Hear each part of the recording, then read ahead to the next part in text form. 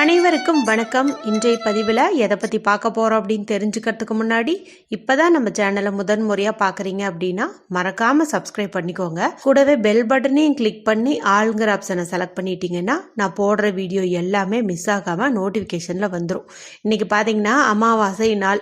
இந்த அமாவாசை நாளில் ஹனுமன் ஜெயந்தி வழிபாடு எப்படி செய்யணும், பூஜை இல்லாமல் எப்படி வழிபாடு செய்யணும், அமாவாசை அன்னைக்கு ஒரு குறிப்பிட்ட பொருளை எப்படி சுற்றி போடணும், மேலும் அமாவாசை அன்னைக்கு தண்ணீரில் போடக்கூடிய பொருள் இதெல்லாம் குறித்து ஏற்கனவே ஒரு 4-5 வீடியோ போட்டுட்ருக்கேன்.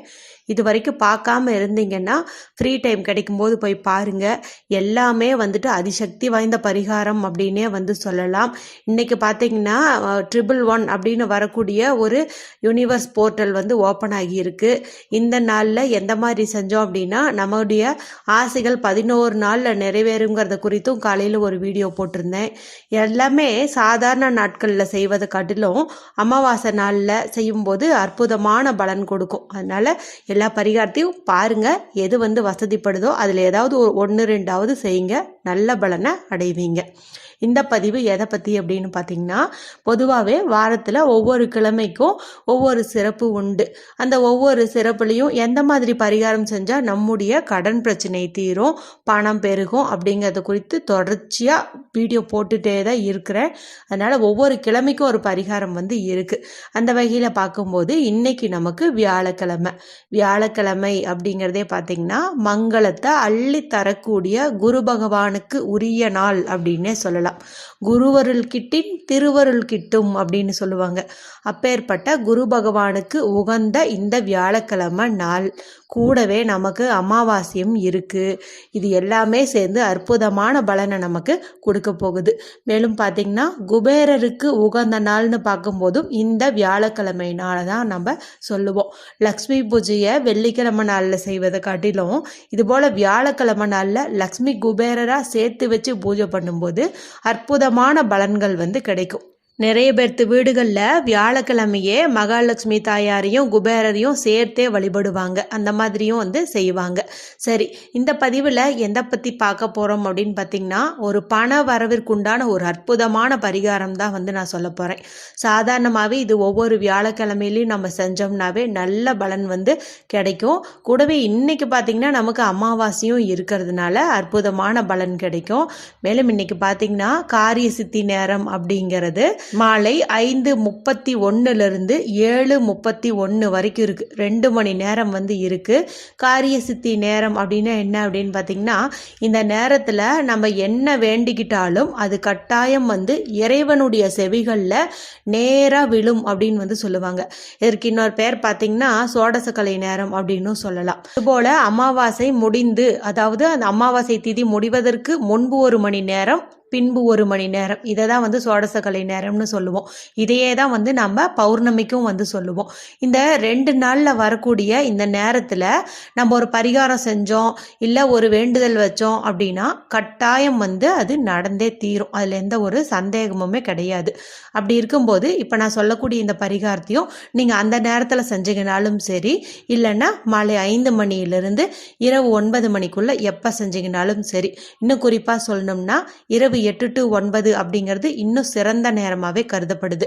எப்படின்னு பார்த்தீங்கன்னா, அந்த நேரத்தில் நமக்கு குருவாரை இருக்குது. குருவாரை அப்படிங்கிறது வியாழக்கிழமை நாளில் காலை 6 to 7, மதியம் 1 to 2, இரவு 8 to 9 இந்த 3 நேரத்தில் வரது தான் குருவாரை அப்படின்னு சொல்லுவோம். இன்றைக்கி நம்ம இரவு 8 to 9 மணிக்கு செஞ்சாலும் நல்ல பலன் கிடைக்கும். 5 மணியிலேருந்து 9 மணிக்குள்ளே செஞ்சிங்கனாலும் நல்ல பலன் கிடைக்கும். 5:31 7:31 செஞ்சிங்கனாலும் அற்புதமான பலன் கிடைக்கும். சரி, என்ன பரிகாரம்னு சொல்கிறதுக்கு முன்னாடி யாரெல்லாம் செய்யலான்னு சொல்லிடுறேன். இது பூஜை அறையில் அமர்ந்தும் செய்யலாம், தனியாக ஹாலில் அமர்ந்தும் செய்யலாம். அப்படி இருக்கும்போது நீங்களே தெரிஞ்சுக்கோங்க. இப்போ நல்லா சுத்தமாக இருக்கக்கூடிய பெண்கள் இதை பூஜை அறையில் அமர்ந்து செஞ்சிங்கன்னா நல்ல பலன் கிடைக்கும். ஒருவேளை பிறப்பு தீட்டு, இறப்பு தீட்டு, இல்லை மாதவிடாய் சமயமாக இருக்குது, இல்லை நாங்கள் இன்னைக்கு அமாவாசையெல்லாம் ஃபாலோ பண்ண மாட்டோம், அசைவமும் எங்கள் வீட்டில் செய்வோம் சாப்பிடுவோம் அப்படின்னு நினைக்கிறவங்க இவங்கெல்லாம் பார்த்திங்கன்னா வெளியில் ஹாலில் உட்காந்து செய்கிறது நல்ல பலனை கொடுக்கும். சுத்தமாக இருக்கக்கூடிய பெண்கள் பூஜை அறையில் ஒரு தீபம் ஏற்றி வச்சு நல்ல ஒரு பணவரவு உண்டாகணும்னு சொல்லி வேண்டிக்கிட்டு இதை செய்யுங்க. இதுக்கு நமக்கு தேவையானது அப்படின்னு பார்த்தீங்கன்னா 5 ரூபாய் நாணயம். பொதுவாகவே வியாழக்கிழமை செய்யக்கூடிய பரிகாரத்துக்கு 5 ரூபாய் நாணயம் எடுத்துக்கிறது தான் நல்ல ரிசல்ட் கொடுக்கும். மேலும் குபேரருக்கு உகந்த நாணயம்னு பார்க்கும்போது இந்த 5 ரூபாய் நாணயம் தான். அதனால நம்ம அதை ஒன்று எடுத்துக்கணும். இதை மஞ்சள் கலந்த தண்ணீரில் நல்லா கழுவி தொடச்சி எடுத்துக்கோங்க. இல்லை உங்கள் வீட்டில் ரோஸ் வாட்டர் அதாவது பன்னீர் இருக்குது அப்படின்னா அதில் கூட கழுவி நல்லா தொடச்சி சுத்தம் பண்ணி எடுத்துக்கோங்க. அடுத்து நமக்கு தேவையான பொருள் அப்படின்னு பார்த்தீங்கன்னா சந்தனம், சுத்தமான சந்தனம் எடுத்துக்கோங்க. பார்த்தீங்கன்னா நல்ல ரவுண்ட் ஷேப்பில் டேப்லெட் மாதிரி எல்லாம் இருக்கும். அதை கூட நீங்கள் ஒரு டப்பா வாங்கிட்டு வச்சுக்கிறது ரொம்ப நல்ல பலனை கொடுக்கும். நீங்கள் இப்போ நினைக்கலாம், இப்போ தான் நாங்கள் இந்த வீடியோ பார்க்குறோம், எங்கள் வீட்டில் சந்தனம் இல்லை, நான் போய் வாங்கிட்டு போகிற இதுலேயும் இல்லை அப்படின்னு நினைக்கிறவங்க அதுக்கு மாற்றாக நீங்கள் மஞ்சளை பயன்படுத்திக்கலாம். எனினும் சந்தனம் கிடச்சிச்சு அப்படின்னா ரொம்ப சிறப்பு. இல்லைனாலும் பரவாயில்ல, அடுத்த வாரம் வியாழக்கிழமை செய்யும்போது சந்தனத்தை பயன்படுத்திக்கோங்க. இன்னைக்கு செய்யும்போது நீங்கள் மஞ்சளையே பயன்படுத்திக்கலாம். இப்போ என்ன பண்ணுறீங்கன்னா மஞ்சளோ சந்தனமோ எது இருக்கோ அதை நீங்கள் எடுத்துக்கோங்க. அது கூட கொஞ்சம் ஜவ்வாது பொடி நீங்கள் கலந்துக்கிறீங்க. ஜவ்வாது பொடி மகாலட்சுமி தாயாரின் அம்சமாகவே கருதப்படுறதுனால அதை நீங்கள் கொஞ்சம் எடுத்துக்கிறது நல்லது. ஒருவேளை உங்கள் வீட்டில் ஜவ்வாது பொடி இல்லை அப்படிங்கிற பட்சத்தில் பச்சை கற்பூரத்தையாவது நீங்கள் பவுடர் பண்ணி அதில் போட்டு வச்சுக்கணும். இது ரெண்டில் ஏதாவது ஒரு பொருள் கட்டாயம் சேர்த்து தான் ஆகணும்.